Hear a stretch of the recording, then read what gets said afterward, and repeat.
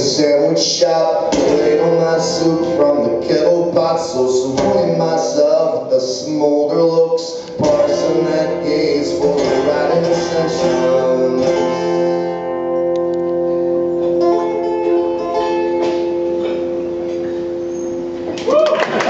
Thank you very much.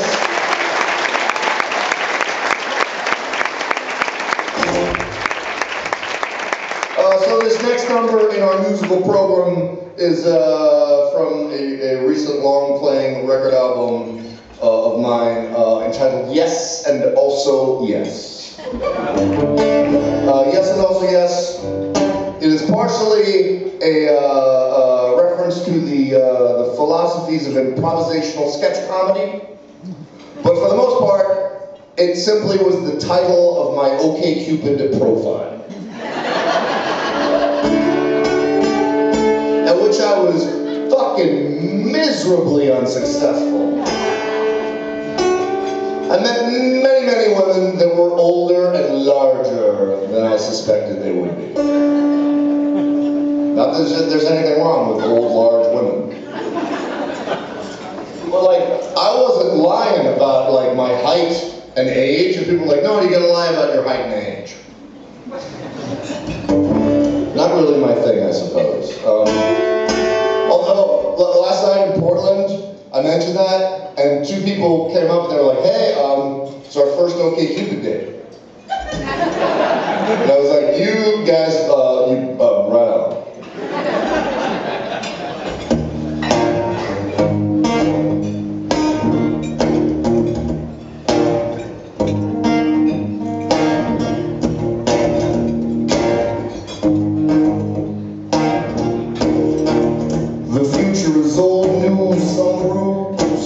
Choice you choose, decked out like a financier, feckless like a foxy fear. Yeah, full of trophy card, the university of prom queen runs up. Drowsily miserable, leather and wool, it's ahead of your bowl. No chance, lose your trance, napping like the sycophants. Day by day by day by day by day by day by day by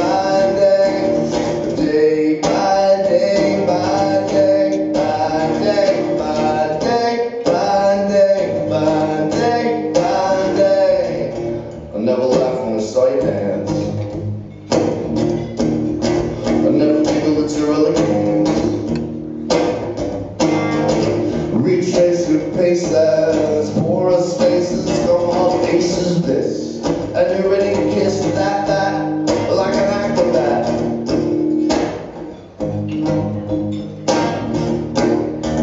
Adventures unmentionable, free and consensual. Day by day by day by day by day by day by day by day. Day by day by day by day by day by day by day by day. Well, I swab, fix the job, I feel, nix the deal. There men to show, let's stay, shoot the day. It's time, love crime, it's real.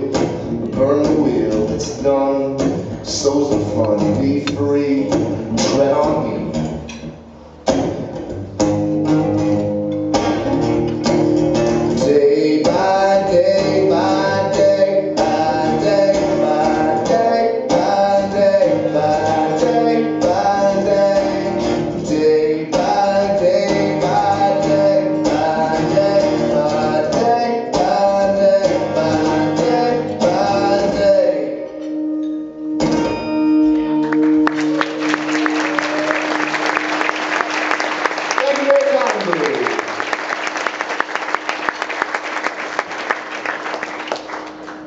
So, you realize there's a literary component to the evening. There was a man in Kansas City who yelled out confusedly, "Is that your diary?" And I was sad for him. My dad's dad was the town drunk in Tullis, Louisiana.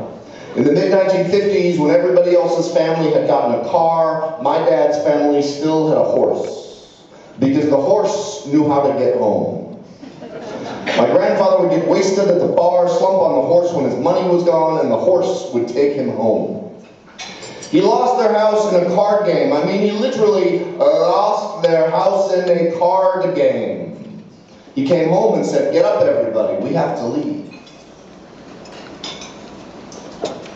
And now let's just jump straight to 1993. After a rehearsal, we ate at a diner. The waitress took the plates away and the check was passed around. I got some change and put down 12 bucks. The sampler player got out his wallet, pulled out 10 bucks, put it on the table. The drummer got out his wallet, took out 20 bucks, put it on the table, took the 10 bucks back. Then the check got to the bass player. He held the check in his hand and took out his wallet, opened his wallet. Then he put the check down and put his wallet back. The guy had just mimed paying the check. When the sampler player counted up the money, we were short exactly what the bass player owed. The check was passed around again. The drummer put in a couple of extra bucks. He gave it to the bass player. The bass player rubbed his chin, acting stumped by the discrepancy. At that moment, the bass player was 34 years old. It didn't occur to me until I was myself 34 that this kind of trickery wasn't something most adults did. I was 23, the drummer was 30, and the sampler player 31. My idea was that guys older than me would know what they were doing. Musically, I was correct. On every other level, I had no idea what I stumbled into.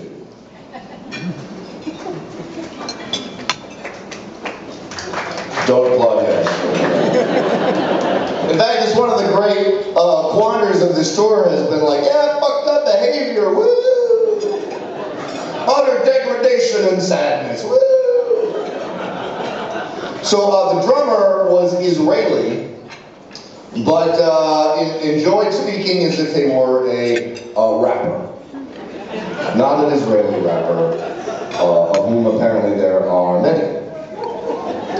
I tried to convey to the drummer the beat I wanted for a song by referencing a hip-hop tune. I was totally green, so I had no language to express it otherwise. When I hazarded musical jargon, he and the bass player laughed. He'd sneer, "Yo, G, that beat is played meaning used up, out of style." I'd cajole him, and maybe he'd play it. Early in the life of the band, he'd roll his eyes and do something kind of in the neighborhood of what I'd asked him for, like he was thinking, whatever, who cares about this kid? As the years went by, he would gravitate towards something self-consciously complicated, rarely funky. Uniqueness was more important to him than making the song better. I stopped trying to tell him what to do. At rehearsals, I sat in the corner reading the newspaper as he played permutations of these beats he found acceptably original, but were never particularly good. I waited him out. At some point, almost despite himself, he'd start doing something that was along the lines of what I needed for a song. I leaped up and began strumming the chords and would all start falling into place. I'd stop and say, "Let's play that again." We took it from the top and suddenly the beat was different. "Stop," I said. "Hey, could you play the beat you were playing before?" "It's the same beat," he said. Bewildering, maybe I heard it wrong. We began again. I started in with my chords and the beat would be even further removed from what I wanted. I stopped playing. "Hey, that beat you were playing before, that was really great. Can you do that again?" "Yo, G," he said, "it's the same beat." I would like to sidebar that in fact, I removed many Yo-G's from the book for the sake of realism.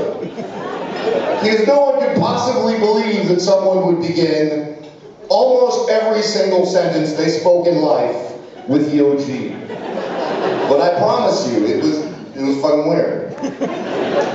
One time I insisted with a little more intensity and he stood up, threw his sticks and left the room cursing at me, telling me he's a drummer and I can't even play guitar and what the fuck do you know?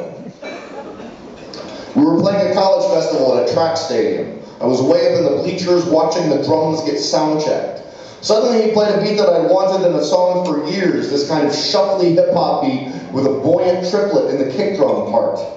I ran down the bleachers. I ran like hell. All my songs ran through my mind. Which one do I start playing when I get there? Because once a song was played to a beat, there was no way to say, hey, that doesn't quite work there. Can we try a different song with that beat? We already have a song with that there beat, G, he'd say. I bolted down the bleachers to the field. I madly ran across it, ran up the stairs to the stage, pushing tech guys out of my way. I grabbed my guitar, it wasn't plugged in, ran to the amp, untangled the cable, and suddenly he stopped playing the beat.